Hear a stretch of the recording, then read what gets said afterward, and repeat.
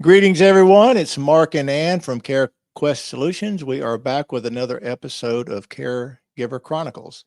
Ann, who do we have with us today? Today, we have Jay Hicks with us, and we were just talking in the studio offline because you and Jay kind of grew up together Went to from school around together, yeah. Jonesboro's. Been having some conversation. But Jay is a retired music teacher. He and his wife, Jennifer, live down in Madison, Florida. They have, my favorite part, they have 4 dogs. So I know Jay and I will get along well. But Jay still teaches music part-time. He's an adjunct instructor for Valdosta State and also at North Florida College. Back in 2015, following his father's death, Jay became the caregiver for his mom, Miss Letha. And she began showing some early signs of dementia. That's why we wanted to talk with Jay. He's here to share his story today. So over the next 7 years, he and his family journeyed through the advancing stages of dementia with their mom and lost her in December of 2022. So let's get Jay on. I really want to hear his story. Right. I really appreciate Jeb coming on. So here's our next episode of Caregiver Chronicles. So let's count this down and get the show going. All right.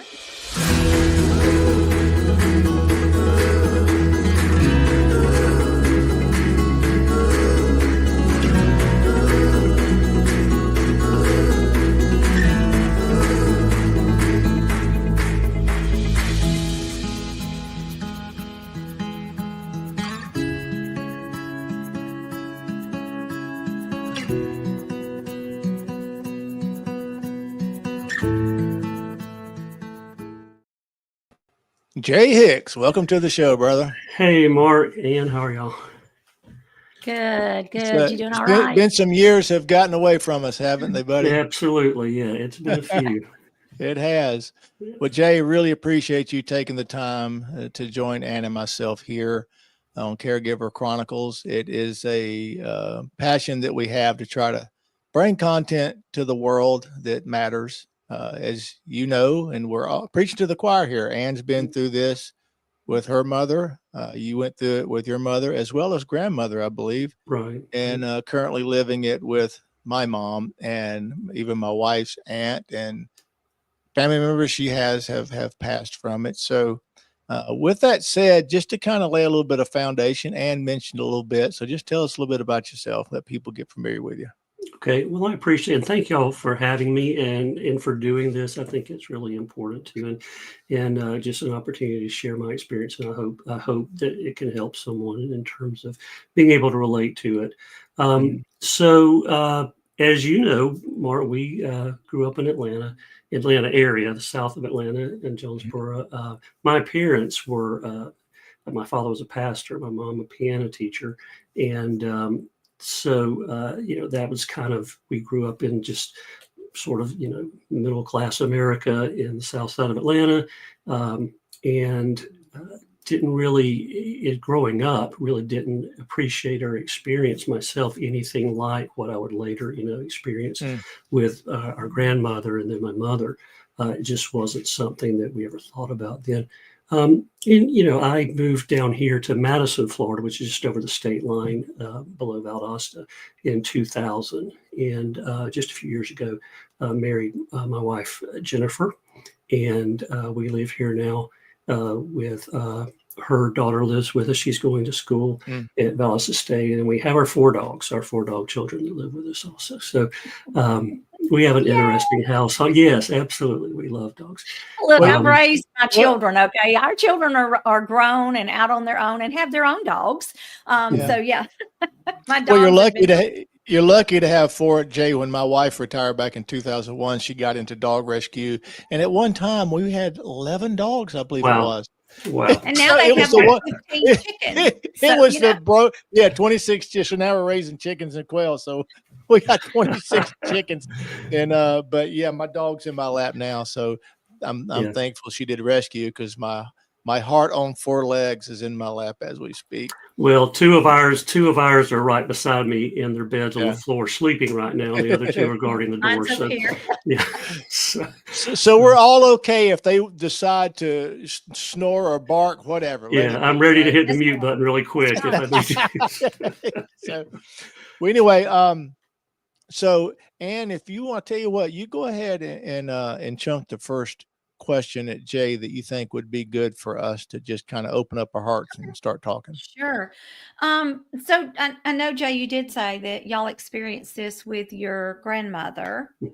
Now Right. that was your mom's mom? My on your mom's mom, Yeah, right? And her so, mom. Okay. Mhm. so my parents basically went through everything that me and my sisters and our families went through, Yeah. and this was when we were already adults, though. So, in the late '80s, my grandmother started showing signs of dementia, and sometimes I think, and I'm not an expert on this, so everything I say is just like anecdotal, observational, but we really saw an intensifying of it after one of my mom's brothers died. Okay. He was in his 50s, and after he died, it seemed like that we saw more and more. So it's hard not to think that sometimes life experiences can exacerbate things, Sure. and especially you hear people say that when a parent loses a child, it's so much more devastating than the reverse. And so we started seeing that with my grandmother, and she started showing signs of dementia. She went through those phases of a very, very, very sweet woman becoming not a sweet Wow. woman to work Now, with. how old were you at that time with your grandmother? Yes. So when we started seeing that, I would have been in my mid to late 20s at Okay. the time. Yeah. Okay. And so, I was old enough to appreciate it and understand that it was how awkward it was for my parents and even for me. I mean, even when I was still living in Atlanta at the time, had not moved down here yet. My parents had already moved back down to this area. But even when I would visit during that time, and sometimes my grandmother would say things that just weren't what I was, used to hearing from her, yet it was still coming out of her mouth, and it was Right. Yeah. always her voice. And it was very difficult. And then she passed away in 1993. So we had about 5 years or so with her of that process that my parents had to go to. And it's interesting. Y'all have probably heard this too, and I've said it myself to my wife and my other family members. Is my mother always said, if I ever get like this, if I ever do like this, you do whatever you need to, no matter what, to do the right thing. Because they had to make some decisions that my grandmother didn't like at the time. Yeah. Absolutely. And So with your mom and grandmother, well, especially your mom, I think you told me did she have a diagnosis of Alzheimer's? It was the form of dementia that's related to Alzheimer's. Yeah. Okay. So she had dementia of, Yeah. Okay. Yeah. Okay. But And what were your first signs? Yeah, what were the first signs you saw with your mom? Yeah, I think the first thing that we started to notice, and again, it definitely was more after my father died. It became more and more evident. The first part was, not a lack of touch with reality, but just like some really poor decision making that was uncharacteristic. Oh yeah. Not using good judgment about things. She would, when she was home alone, she would try to do things around the house that she would have known better to try to do otherwise. She injured herself a couple of times. We had to take her to the emergency room because she had climbed up on the head of the bed to try to pull a nail out of a wall, things like that. Yeah. And just some things that, became disturbing. And we realized, well, we don't, the first thing was just with this poor decision making, she doesn't need to be left alone. However, she was still lucid and wasn't out of her mind. So she wasn't happy about, the kinds of things that we were. Was she becoming aware of it yet? She would at the moment, Mark. Yeah, it'd be like in the moment she would say, "Oh, that's something I know I shouldn't have done. I never should have." But then, later she would just kind of forget that it happened, or think of it in a different light, that it wasn't as bad as we were. If we were trying to discuss these things, and at this time, we didn't know enough.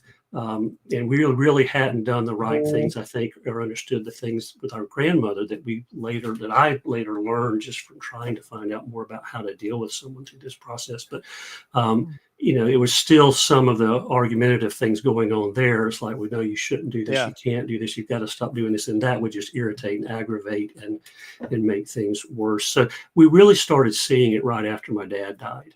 Those kinds of things. But, the memory loss and things like that at that time were just things that you wouldn't necessarily attribute to dementia, but just age, because.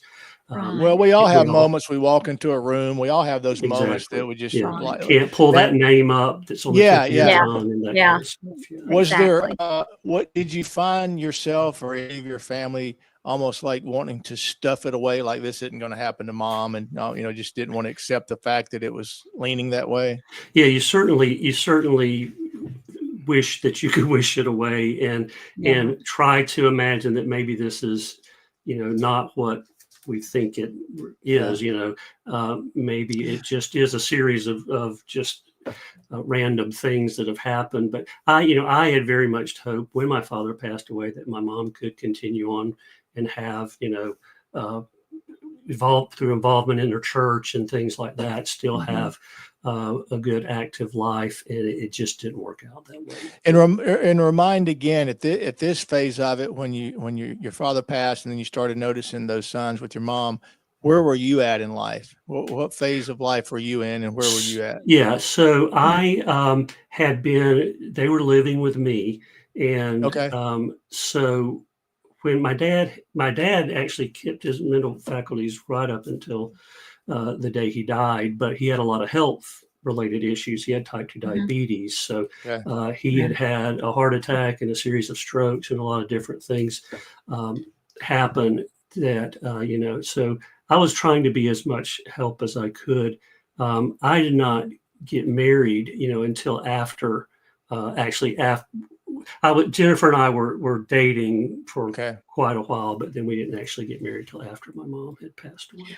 What age was your mom diagnosed? Let's see. So she was born in 1933, and I think it was probably about 2016 when we got an actual diagnosis that she had small vessel disease, and that seeing a neurologist and things like that. So that would have put her at 83. So and then what age when she passed? She was 89 when she passed. 89. So there weren't a lot of years then from the diagnosis. No, I mean, from the time we started noticing it, there were about 7. From the diagnosis, about 6 years. Let me ask you this, because with them living with you, and so how you may have answered, and I apologize. When your father passed, how long was it before you started first noticing symptoms? Almost right away. I mean, we probably, because there was that grief period where you expect, none of us act like ourselves after a major life event like that. But it was almost immediately that we. Was there? Go ahead, Mark. I'm sorry. Go ahead. No. Finish your thought. Go ahead. Well, no, go on, because now I'm kind of ping pong. Yeah. So go ahead, and I'll get it. Go ahead. I'm trying to put myself in your shoes and just thinking about just real life, and was there that part of you that was almost with her living with you, and you had enough experience with your grandmother, kind of girding your loins of, oh my gosh, what is going to be coming? Yeah, it really was, because you start thinking about how, if this is what it looks like, and if it continues to regress, what what are the options? What are we going to do?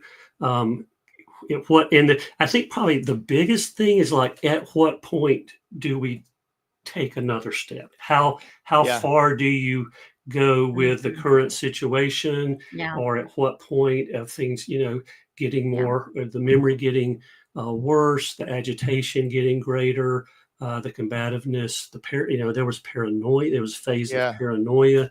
So it was tough for a while. We tried to just do it on our own. My sister stayed with her a good bit. But then she had grandchildren herself that she, was keeping. And so at one point then, probably around 2017, we started hiring, just the people that'll come and stay, not a hospice thing or even CNAs or nurses, but just right. There was, there was a lady here in the area that had a group of women that they worked and they would rotate through, and so they'd stay during the day, and it was a reasonable amount of, a reasonable charge that they had for it. So we went with that and really hoped, that could be a solution during the day when I was still teaching. And what we found was things got worse. There was paranoia. All of them in her mind were great on the first day they came, and then by the end of the week they were stealing things, they were breaking things. They had one dear lady, she would do more than we even asked, and one day she was pruning the rose bush and did a beautiful job, and when I got home my mother was just livid because she had killed all of her roses. My mom made me count forks. I had to count the forks. That kind of thing. We had, I had to laugh about it sometimes too, because that's all you could. Not in front of my mother. And I wonder a while ago when I went and squirreled off a minute. I really wonder if sometimes, like you said, your dad was very lucid up until the day he passed away. Mm-hmm.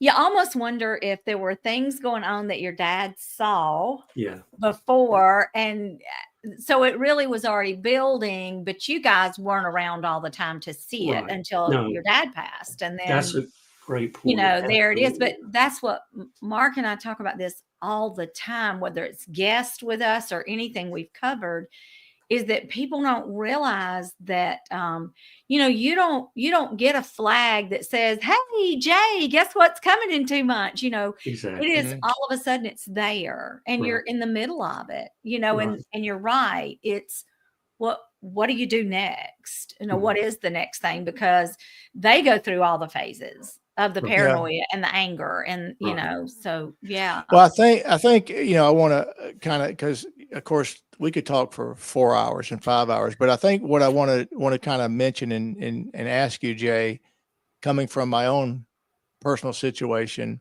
and obviously Ann can attest to this, by being in the industry, I at least have a little bit of edge of being around and exposed to things that I would not be exposed to otherwise. Just like we've had Teepa Snow on the show, we've had PK Bevel on the show, people that specialize in dementia, and of course, being in the industry, coming across others that are specialized in it. When you find yourself thrown into it, like you did with your grandmother and your mother, you don't know what to do. You don't know how to act. You don't know what to say and not to say. And one of the things that, and you can let me know if this was true or not, is now looking back, you maybe wish you knew what I'm about to share. And it's little things. It's tiny things that you're in the throes of it as a family.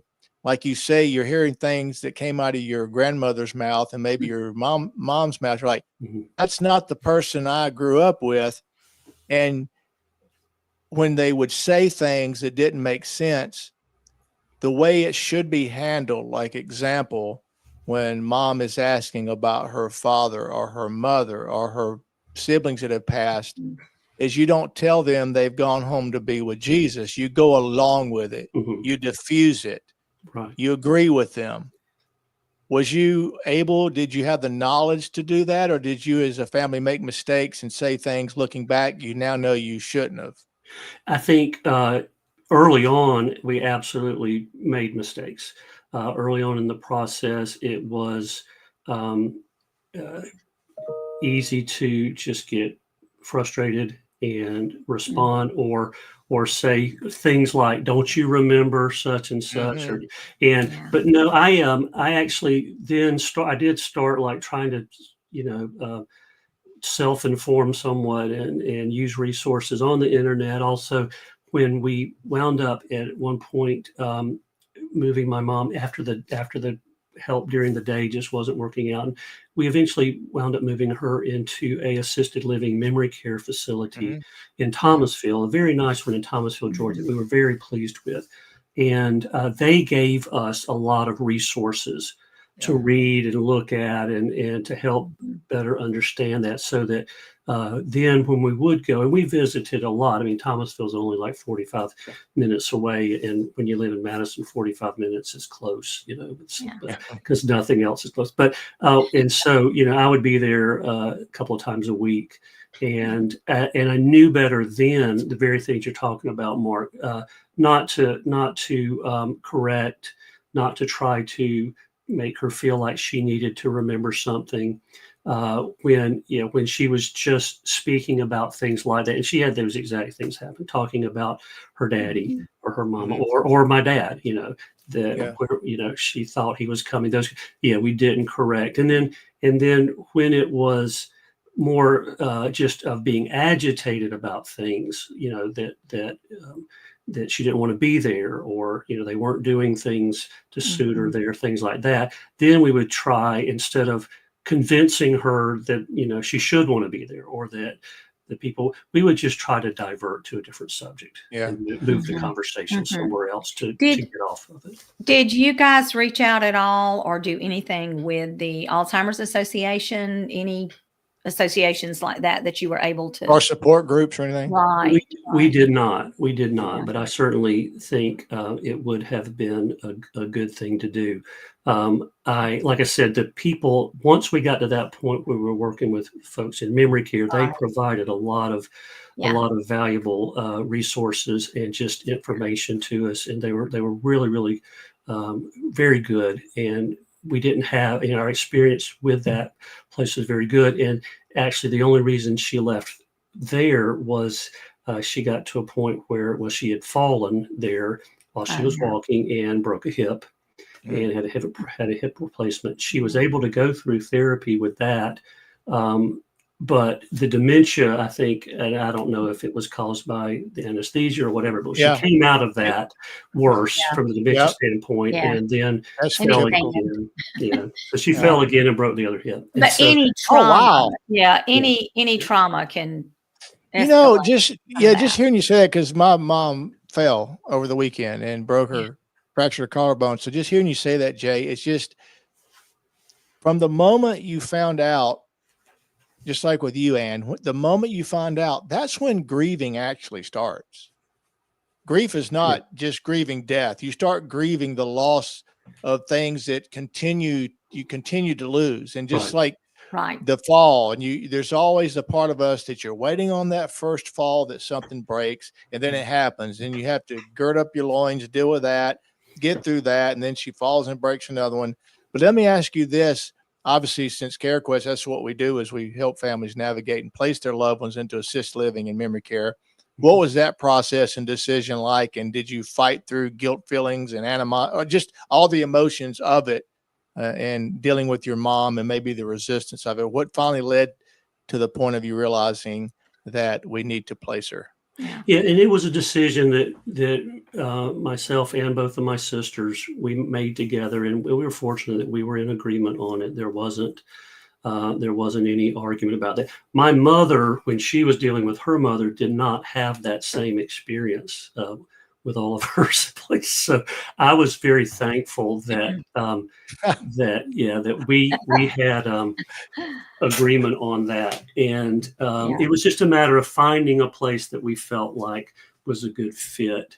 And this was like I said, I just very pleased with it. We never had. They were great about staying in contact with me, keeping me informed anytime any little thing happened. But then of course, as y'all know, those facilities do have limits. They're not nursing homes. I mean, most, Right. unless they have a nursing home unit. And or did, whatever. did you end up in a nursing home We after her did. fall? Okay. Yeah. Once she got to the point where she wasn't a candidate to stay, then because of her physical limitations, we were able to get her in a nursing home here in Madison. And it's a nursing home where I had an aunt and uncle. I knew the people that worked there. I mean, Madison, you know everybody anyway. But it's a place I still go there. Actually, I go there once a week and do music with them. That's awesome. Yeah. And you got your music talent from your mom, I guess, because you. Well, my dad always said because both of my sisters are very musical too. Matter of fact, they're the real musicians. I'm the one that wound up teaching it, but they're both really excellent musicians. But our dad used to say that we got it from him because our mom still had hers. So that was his line. That was his line from the pulpit. That was a good line. It is. That was Ann's wheelhouse. Ann spent 25 plus years in nursing home. Yeah. So that's what I Ann's. retired from. Yeah. If I've actually retired because I didn't tell Mark that I got a call to come back. Surprise. So I may help out. The big question is, are you going to go back and help? Probably and help. I CJ, can't not help. This is the third time she said, I'm done. I actually retired in April. I really did. And then I went and did an interim at one building. They asked me to take another, regardless of all that. Anyway, I did do nursing home all the years. And that's where my love is. I have had an assisted living and memory care as well. I've been an administrator there for an assisted living and memory care. But my heart is on the nursing home side of it. That's what I did for years and loved. But, I think Mark making a point to one of the things you were saying a while ago, Jay, we've said several times, it doesn't matter if you're diagnosed with dementia or if you're diagnosed with Alzheimer's. Alzheimer's is part of a dementia. Dementia is a broad topic that takes in a lot of different diagnoses, whether it's Lewy body or whatever it is. But that disease is so much harder on the family. And I think, case in point, Mark, you're talking about the little things you start to lose from that person. And you begin to lose them early on, the person that you knew and the parent that you grew up with. Yeah. And I know that's very difficult for families. It is. I mean, you go through phase, just as they're going through different progressing phases of dementia, you're going through phases yourself of different feelings and emotions and guilt and sorrow and all of those things. And and this sounds terrible to say, but y'all said I could say whatever. Whatever. When my mom got to the point, and this really happened after those falls and the surgeries related to her, when she got to the point where she just really didn't know us anymore on a regular basis. But up to that point, it kind of been hit and miss, and where not much of anything she was saying would ever make sense. It was a relief in some ways. Absolutely.